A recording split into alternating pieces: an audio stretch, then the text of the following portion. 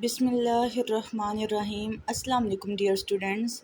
जैसा कि आपको पता है कि हम लोग चैप्टर नंबर 8 को स्टडी कर रहे थे, तो चैप्टर नंबर 8 का जो हम लोग आज टॉपिक स्टार्ट करने लगे हैं वो है मैकेनिज़्म ऑफ सेलुलर रेस्पिरेशन।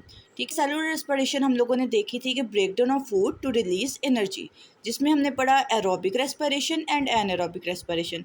हमने पढ़ा कि एरोबिक रेस्पिरेशन में in the presence of oxygen food की ब्रेकडाउन हो जाएगी, जबकि in the absence of oxygen जो है एनारोबिक रेस्पिरेशन में फूड की ब्रेकडाउन होगी। ठीक है, अब हम लोग पढ़ने लगे हैं कि मैकेनिज़्म क्या क्या मैकेनिज़्म है, क्या प्रोसीजर है उसका, कि कैसे एनर्जी की रिलीज़ होगा। ठीक है, एनर्जी के रिलीज़ होने का हम लोगों ने प्रोसेस देखना है कि किन स्टेप्स के थ्रू एनर्जी रिलीज़ होगी। तो चलते हैं हम लोग सबसे पहले देखते हैं कि for the study of reaction of cellular respiration we will go into mechanism of aerobic respiration. ठीक है, हम लोग किधर जाएंगे, एरोबिक रेस्पिरेशन को देखेंगे और इसमें आपके पास 3 मेन स्टेप्स आएंगे, जिनमें से हमारे पास जो सबसे फर्स्ट वाला स्टेप है वो है हमारे पास ग्लाइकोलिसिस। ठीक है स्टूडेंट्स, कौन सा प्रोसेस है, ग्लाइकोलिसिस।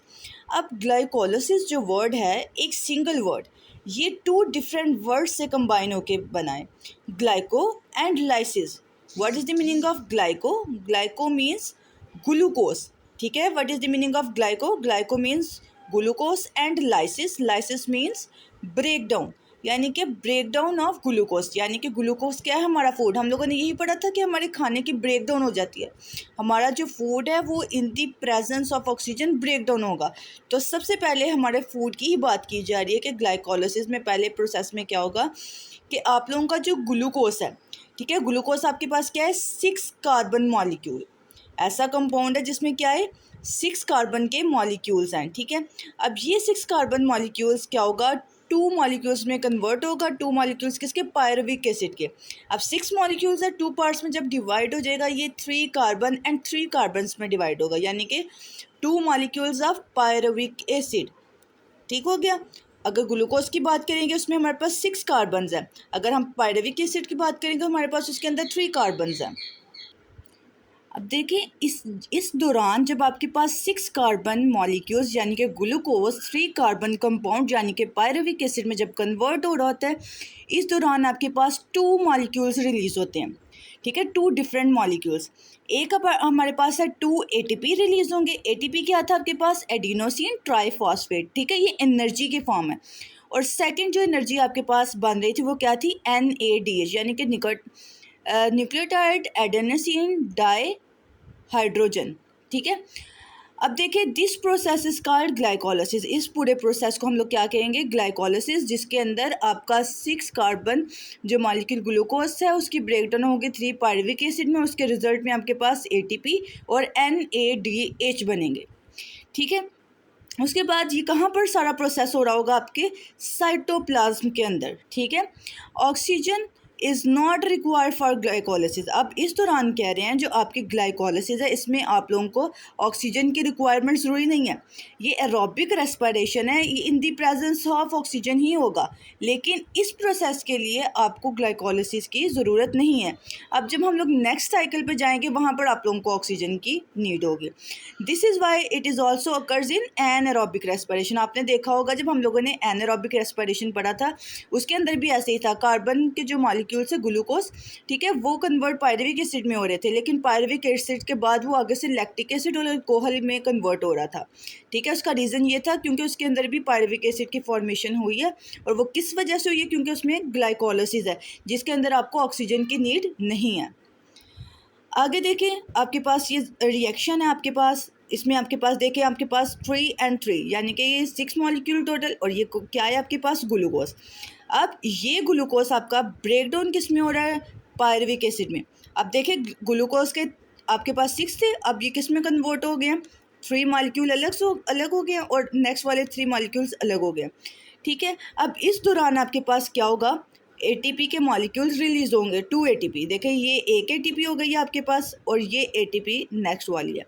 ठीक है, यानी कि 2 मॉलिक्यूल्स ATP के हैं, यानी कि ATP ने किस में कन्वर्ट होना है, ADP में, फिर आपको एनर्जी मिलेगी। फिर यहाँ पर से फिर ATP दोबारा किस में कन्वर्ट हो रही है, ATP में। ठीक है, इस तरह से प्रोसेस चलता रहता है। फिर उसके बाद यहाँ पर देखिए आपके पास क्या है, NAD से क्या बन रहा है, 2 NADH। उसके बाद हम चलते हैं अपने नेक्स्ट साइकिल की तरफ, जिसमें हम लोग देखेंगे क्रब साइकिल। ठीक है, अब ये मैकेनिज्म है सेलुलर रेस्पिरेशन का। पहला स्टेप आपने देखा ग्लाइकोलिसिस, फूड की ब्रेकडाउन हुई, उसके लिए आपको ऑक्सीजन की नीड नहीं थी। उसमें आप लोगों के पास 2 टाइप्स की एनर्जी रिलीज हो रही थी, एटीपी और NADPH, और दोनों के 2 मॉलिक्यूल रिलीज हो रहे थे। अब आपके पास क्या आ गया, क्रब साइकिल। अब यहाँ पर बात की जाएगी उसी पायरुविक एसिड की जो कि आपके पास रिलीज हो चुके थे ग्लाइकोलिसिस के प्रोसेस में। ठीक है, अब देखिए यहाँ पर व्हेन ऑक्सीजन इज़ अवेलेबल, अब क्रब साइकिल कहाँ पर होगी, सिर्फ उन ऑर्गेनिजम्स के अंदर जिनके अंदर आपको पता है कि एनएरोबिक रेस्पिरेशन का प्रोसेस नहीं होता, जिनमें सिर्फ और सिर्फ एरोबिक रेस्पिरेशन होगी। लाइक जो हमारे प्लांट्स हैं, लाइक वी आर, हम जो ह्यूमन बींग्स हैं वो, या एनिमल्स की बात की जाए उनके अंदर। जबकि अगर आप लोग बैक्टीरियाज वगैरह की बात करोगे उनके अंदर क्रब साइकिल नहीं चलेगा, क्योंकि वो क्या है, एनएरोब्स हैं, यानी कि उनके अंदर क्या होती है, एनएरोबिक रेस्पिरेशन होती है। अब आगे देखिए यहाँ पर जो पायरुविक एसिड के मॉलिक्यूल्स हैं, अब वो क्या करेंगे, आपको ने देखा था ना, आपने अभी पढ़ा है कि ग्लाइकोलिसिस का जो प्रोसेस साइटोप्लाज्म में हो रहा है। अब क्या होगा, ये जो साइटोप्लाज्म है, ठीक है, यहाँ से पायरुविक एसिड कहाँ पर मूव कर जाएगा, मैट्रिक्स ऑफ माइटोकॉन्ड्रिया। क्यों माइटोकॉन्ड्रिया में अब मूव करेगा, क्योंकि आपको पता है कि आपको फूड के ब्रेक होने के बाद आपको क्या मिलती है, एनर्जी मिलती है, और वो एनर्जी की प्रोडक्शन करवाने वाला सिर्फ आपकी बॉडी में एक ऑर्गेनेल होता है, दैट इज़ माइटोकॉन्ड्रिया। क्यों, क्योंकि माइटोकॉन्ड्रिया को आप लोग power house of the cell कहते हो। किस वजह से कहते हो, इसी बेस पे, क्योंकि उसके अंदर रेस्पिरेशन होती है, उसके अंदर से आपको एनर्जी मिलनी होती है। अब देखिए यहाँ पर कह रहे हैं series of reaction, in series of reaction को जिसमें पायरुविक एसिड की मजीद ब्रेकडाउन होगी और इसने मूव आउट करना है, तो इस पूरे के पूरे प्रोसेस को आप लोग क्या बोलोगे, क्रब साइकिल। ठीक हो गया। अब क्रब साइकिल को किसने डिस्कवर किया था, एक ब्रिटिश साइंटिस्ट ने, जिनका नाम क्या था, हैंस क्रब। ठीक है, हैंस क्रब की, उन साइंटिस्ट के नेम की बेस पे ही इस साइकिल का नेम रखा गया। ठीक है, before Krebs cycle each pyruvic acid is convert into the acetyl coenzyme. कहते हैं कि क्रब साइकिल की डिस्कवरी से पहले, ठीक है, यानी कि क्रब साइकिल होने से पहले, उसके स्टार्ट होने से पहले क्या था, हर पायरुविक एसिड जो है वो किस में कन्वर्ट हो रहा था, एसिटाइल कोएंजाइम में। ठीक है, और कार्बन डाइऑक्साइड में प्लस NADH में। अब देखिए, अब कहते हैं जब क्रब साइकिल स्टार्ट हो जाती है, अब क्या होगा, एसिटाइल जो कोएंजाइम है, कोएंजाइम एसिटाइल कोएंजाइम कौन सा है, जिसने एंजाइम के साथ मिल के काम करना है, एक्स्ट्रा एंजाइम है ये आपके पास। ठीक है, इस कम्प्लीटली ऑक्सीडाइज, अब ये क्या होगा, कम्प्लीटली ऑक्सीडाइज होगा, यानी कि इसकी मज़ीद आपके पास ब्रेकडाउन होगी। जितना ज़्यादा फूड की ब्रेकडाउन होगी, इसका मतलब आपके पास उतने ही चांसेस है कि आपको एनर्जी मिले। ठीक है, और ऑक्सीडाइज किस में हो जाएगा, कार्बन डाइऑक्साइड में। It result in the formation of, इसके रिजल्ट में आपको क्या मिलेगी, फिर दोबारा ATP। ऊपर भी हमने देखा आपको क्या मिली, ATP। अब फिर आपको ATP मिल रही है, यानी कि आपको दोबारा एनर्जी मिल रही है। एंड एनर्जी रिच कंपाउंड, और ऐसा energy rich compound, for example आपके पास NADH जो आपने ऊपर पढ़ा था। अब एक और मॉलिक्यूल आप न्यू पढ़ने लगे हैं। ठीक है, ये भी आपके पास एनर्जी की फॉर्म है, that is flavin adenine di nucleotide.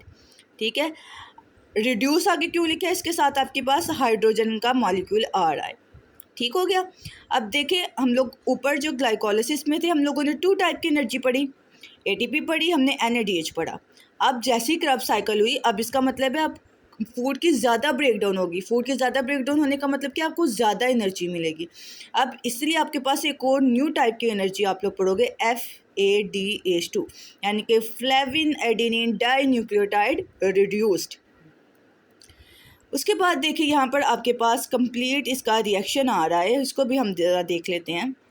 इसमें देखिए यहाँ पर आपके पास कहाँ से स्टार्ट हो रहा है, ग्लाइकोलिसिस के रिजल्ट में आपको क्या मिल गया था, पायरुविक एसिड, यानी कि क्रब साइकिल अब कहाँ पर स्टार्ट होगी, पायरुविक एसिड यानी कि 3 कार्बन कंपाउंड से। अब इसके अंदर आपके पास क्या था, एसिटाइल कोएंजाइम, इसकी प्रेजेंस में आपके पास प्लस कार्बन डाइऑक्साइड। ठीक है, एसिटाइल कोएंजाइम जो है, इसकी प्रेजेंस में आपके पास क्या होगा, NAD से आपके पास क्या बन जाएगा, NADH, और कार्बन डाइऑक्साइड आपकी बॉडी से रिलीज हो जाएगी। ठीक है, देखो आप लोग ऑक्सीजन को इनहेल करते हो, लेकिन आपकी बॉडी से क्या निकलती है, कार्बन डाइऑक्साइड। क्यों निकलती है, जब CH बॉन्ड ब्रेक हो जाता है, आपकी बॉडी को एनर्जी मिलती है, तो वो जो कार्बन होता है वो ऑक्सीजन के साथ बॉन्ड बना लेते हैं और आपकी बॉडी से CO2 की फॉर्म में रिलीज हो जाता है। ठीक है, अब यानी कि CO2 आया, NAD कन्वर्ट हो गया NADH में, और कार्बन डाइऑक्साइड आपकी बॉडी से रिलीज़ हो गई, और किसकी प्रेजेंस में हो रहा है सारा कुछ, एसिटाइल कोएंजाइम की प्रेजेंस में, यानी कि जो क्या है अब आपके पास पायरुविक एसिड जो 3 कार्बन कंपाउंड था वो किस में कन्वर्ट हो गया, एसिटाइल कोएंजाइम में, और वो क्या है आपके पास 2 कार्बन कंपाउंड है, ठीक है। COA किस वजह से एसिटाइल अटैच हो गया उसके साथ आके। अब देखें इधर क्या होगा, एसिटाइल कोएंजाइम अब रिलीज़ होगा। अब यहाँ पर आपके पास क्या होगा, आपके पास 3 NAD, उसके रिजल्ट की वजह से 3 NADH जो कि रिड्यूस होकर बन गया क्योंकि उसके साथ हाइड्रोजन का मॉलिक्यूल आके अटैच हो गया, ठीक है, प्लस ATP। देखिए 3 टाइप की एनर्जी है, NAD हो गई, NAD रिड्यूस होकर NADH में कन्वर्ट हुआ, फिर ATP है आपके पास, वो कैसे बनी, ADP से ATP बन गई, उसके बाद FAD से आपके पास FADH2 बन गया, ठीक है। इस तरह से आपके पास ये एनर्जी चेन चल रही है, पहले ग्लाइकोलिसिस से आपको एनर्जी मिली, फिर आपको क्रेब्स साइकिल से एनर्जी मिल गई है। अब क्रेब्स साइकिल के बाद आपके पास सबसे हाईएस्ट अमाउंट की एनर्जी आ रही है, that is electron transport chain, ठीक है। अब हम लोग पढ़ेंगे इलेक्ट्रॉन ट्रांसपोर्ट चेन के बारे में। यहाँ पर क्या है, आपके पास बहुत लार्ज अमाउंट पे इलेक्ट्रॉन जो है ट्रांसपोर्ट होके, यानी कि आपको बहुत सारी एनर्जी मिलेगी यहाँ पर। अब देखिए this step occurs on the inner membrane of mitochondria. अब ये चीज़ें आप लोगों ने साथ साथ याद रखनी है, ये MCQs के लिए भी ज़रूरी होती हैं, ठीक है। आप लोगों ने पढ़ा अभी ग्लाइकोलिसिस जो है वो साइटोप्लाज्म में हो रही है। ग्लाइकोलिसिस से जैसे ही हम लोग पहुँचे हैं क्रेब्स साइकिल में, तो क्रेब्स साइकिल का जो प्रोसेस है उसमें आपने क्या पढ़ा, जो आपके पास पायरुविक एसिड बना था वो किसके अंदर मूव होना शुरू हो गया, साइटोप्लाज्म से आपके मैट्रिक्स ऑफ माइटोकॉन्ड्रिया में, क्योंकि वहाँ पर एनर्जी मिलनी थी। अब माइटोकॉन्ड्रिया के अंदर आपके पास मैट्रिक्स के अलावा क्या चीज़ प्रेजेंट होती है, मेम्ब्रेन, इनर मेम्ब्रेन में अब मूव कर गया, ठीक है। अब ये इनर मेम्ब्रेन में आपके पास इलेक्ट्रॉन ट्रांसपोर्ट चेन का पूरा प्रोसेस चलेगा। इस दौरान कहते हैं जो आपके पास NADH था और FADH था, ये दोबारा किस में कन्वर्ट हो रहे थे, NAD और FAD में कन्वर्ट हो जाएंगे। आपने देखा था ना पहले कि NAD और FAD दोनों रिड्यूस हो गए, तो उनके साथ तब जाके हाइड्रोजन का मॉलिक्यूल लगा। अब आप लोग क्या देखोगे, कन्वर्ट बैक हो रहे हैं NADH और FADH दोनों किसमें, NAD और FAD, यानी कि इनके साथ डिटैच हो जाएगा हाइड्रोजन का मॉलिक्यूल। यहाँ पर सिंगल हाइड्रोजन का मॉलिक्यूल है, यहाँ पर डबल हाइड्रोजन का मॉलिक्यूल है, 2 मॉलिक्यूल्स ऑफ हाइड्रोजन, ठीक है, बाय रिलीजिंग इलेक्ट्रॉन। और इस केस में कह रहे हैं जब ये आपके पास ब्रेक डाउन हो जाएगी हाइड्रोजन का मॉलिक्यूल, यानी कि हाइड्रोजन एक इलेक्ट्रॉन की फॉर्म में वहाँ से रिलीज़ होगा, और रिलीज़ होने के साथ साथ आपको क्या देगा, एनर्जी देगा, ठीक है, bye releasing electron and hydrogen आइन, ठीक है। इलेक्ट्रॉन की फॉर्म में कौन रिलीज़ होगा, आपका हाइड्रोजन आइन। और आइन का मतलब क्या होता है, जिसके ऊपर कोई ना कोई चार्ज होता है, इधर इट इज़ पॉजिटिव और negative charge. They release electron pass through an electron transport chain. अब यही इलेक्ट्रॉन्स ट्रांसपोर्ट हो जाएंगे। जैसे ही मॉलिक्यूल इलेक्ट्रॉन ट्रांसपोर्ट चेन में ट्रांसपोर्ट होना शुरू हो जाएंगे, इस दौरान आपके पास एनर्जी रिलीज़ होगी, ठीक है, ऐसी एनर्जी रिलीज़ होगी जिसने आगे से आपके पास ATP के मॉलिक्यूल्स बनाने हैं, और ATP आपके पास क्या है, एडिनोसिन ट्राइफॉस्फेट। अब ये हायर लेवल की एनर्जी है आपके पास, ठीक है। अब ये जो ATP है ये आपके पास क्या बनेगी, फॉर्मेशन होगी इसकी, कब, जब इलेक्ट्रॉन ट्रांसपोर्ट चेन में हाइड्रोजन आयन भी मूव आउट करेंगे, ठीक है। देखिए लिखा हुआ है at the end of chain electrons and hydrogen ion, ठीक है। इलेक्ट्रॉन और हाइड्रोजन आयन दोनों अब कंबाइन होकर क्या बना देंगे आपकी बॉडी में, वाटर की फॉर्मेशन। कैसे, कि ऑक्सीजन जो है किसके साथ मिल जाएगा, आपका ये जो हाइड्रोजन आयंस थे इनके साथ कंबाइन हो जाएंगे, तो उसके रिजल्ट में आपके पास क्या बन जाएगा, वाटर की फॉर्मेशन होगी। क्योंकि आपको पता है जो आपकी बॉडी है उसमें बहुत ज़्यादा अमाउंट है, अबाउट 60 to 70% आपकी बॉडी जो है कंपोज की है वाटर से। अब देखिए इलेक्ट्रॉन ट्रांसपोर्ट चेन आपको एनर्जी की फॉर्मेशन के साथ साथ आपको पता चल रहा है आपकी बॉडी में वाटर की कंपोजिशन भी कौन करवा रहा होता है इसी प्रोसेस के दौरान। इसीलिए कहते हैं खाना खाने से पहले जो है आप लोगों को पानी पीना चाहिए, खाने के दरमियान में पानी पीना चाहिए, और ये सुन्नत भी है। उसका रीज़न भी यही है कि इससे जितना ज़्यादा आप लोग खाने के दरमियान में पहले अगर पानी पीते हैं तो उसकी वजह से क्या होता है कि आप लोगों का जो एंजाइम्स है वो बहुत अच्छे तरीके से वर्क करते हैं, ठीक है। उसके बाद देखें यहाँ पर इलेक्ट्रॉन ट्रांसपोर्ट चेन को ज़रा हम लोग एक दफ़ा देखते हैं। इसके अंदर आप लोगों ने अभी यही पढ़ा है कि NADH यानी कि आपके पास जो हायर एनर्जी मॉलिक्यूल है वो दोबारा कन्वर्ट बैक हो जाएगी NAD में। FADH2 भी आपके पास कन्वर्ट बैक हो जाएगा FAD में। इस दौरान आपके पास 3 मॉलिक्यूल्स ऑफ ATP मज़ीद रिलीज़ होंगे। कैसे? ADP से क्या किसकी फॉर्मेशन हो जाएगी? ATP की। और 2 ADP भी इस दौरान जब FADH कन्वर्ट होगा तब भी आपके पास 2 मॉलिक्यूल्स ऑफ ATP रिलीज़ हो जाएंगे। NADH के दरमियान में क्या होगा? 3 ATP और FADH2 के दरमियान में क्या होगा? 2 ATP के मॉलिक्यूल्स रिलीज़ होंगे। इस दौरान देखें दोनों तरफ आपको रेस्पिरेशन का प्रोसेस आपको पता है स्टॉप नहीं होता, इसमें गैसेस एक्सचेंज होती हैं। उस दौरान जब आप सांस लेते हैं, इनहेल करते हैं ऑक्सीजन को, तो वो ऑक्सीजन आपके जो इलेक्ट्रॉन ट्रांसपोर्ट चेन के दौरान अलग होने वाले जो सेपरेट होने वाले हाइड्रोजन आयन्स हैं उनके साथ मिलके आपके बॉडी में वाटर की फॉर्मेशन भी कर देते हैं।